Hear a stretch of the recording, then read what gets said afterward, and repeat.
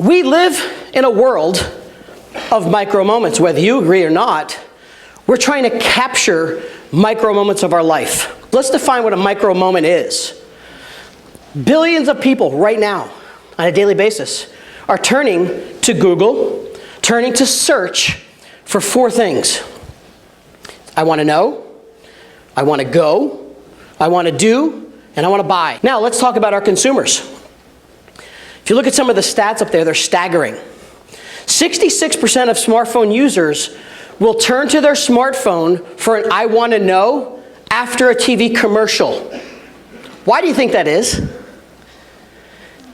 Think about it. Why do they turn to their phone after a commercial? They don't want to be sold. Do they trust the commercial? They don't trust it. There's no trust because we don't want to be sold. So we turn to a micro moment to find something, to validate it, see if it was real, check out reviews, and see how it works. That's how a micro moment works. Check out the other number. 82% of smartphone users are looking at local businesses in a geographic area.